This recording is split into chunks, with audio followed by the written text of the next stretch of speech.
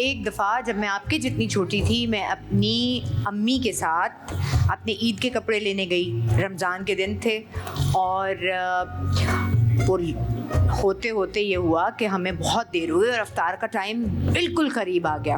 और मेरी अम्मी मुझे बजाय प्यार के डांटना शुरू हो गई। थोड़ी सी हाइपर हो जाती है ना अम्मियाँ एन रमज़ान अफ्तार के मौके पर। इस वक्त बहुत सारी ख़वातीन टेंशन में, स्ट्रेस में होंगी कि आपने टेबल ले करनी है, उसमें बहुत सारी चीज़ें रखनी है, ख़ानदान को रोज़ा खुलवाना है, कितना बड़ा काम है जो मामाज़ घर पे करती हैं। तो इसी तरह मेरी मामा भी बहुत परेशान हो गई और फिर उन्होंने कुछ कहना शुरू किया जो बहुत प्यारा था।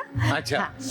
तो उसके बाद जब हम सब गुजर चुके तो उसके बाद जब हम रक्षा में बैठे तो वो बेचारे रक्षे वाले का टायर पंक्चर हो गया बीच रास्ते में। अब हमारे साथ और ये प्रॉब्लम हो गई कि जितना मुझ पे गुस्सा था उतना ही गुस्सा वो बेचारे अंकल पे भी निकल गया।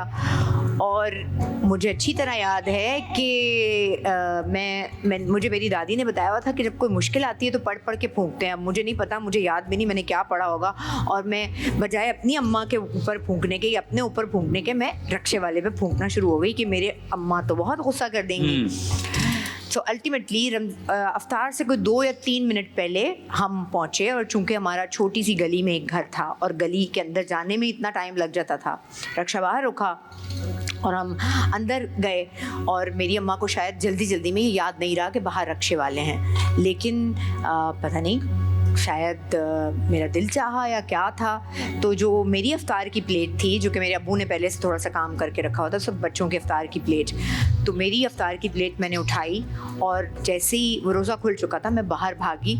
और देखें क्या हुआ कि वहाँ रक्षे वाला खड़ा हुआ था और किसी ने उसको वो खजूर दी थी, लेकिन बाकी चीज़ उसके साथ पास नहीं थी कि वो रोज़ा खोल सकते। तो मैंने उनसे अपना रोज़ा शेयर कर लिया। तो ये कहानी बताने का मकसद ये है कि ये देखें आप कि अगर आपके आसपास में कोई लोग हैं जिन्हें बहुत दफ़ा होता है हम फूड मंगाते हैं, है ना, और फूड पे वो मोटरसाइकिल पे एक भाई आते हैं, पिंक सी शर्ट पहन के आते हैं ना, और वो मामा उनसे फूड ले लेती हैं। और अक्सर रोज़े का वक्त हो रहा होता है या अफ्तारी सहरी ख़त्म हो रही होती है, तो उनको पानी पूछना, उनको खाने का पूछने बहुत ज़रूरी होता है, चाहे रमज़ान है या नहीं है तब भी। हाँ।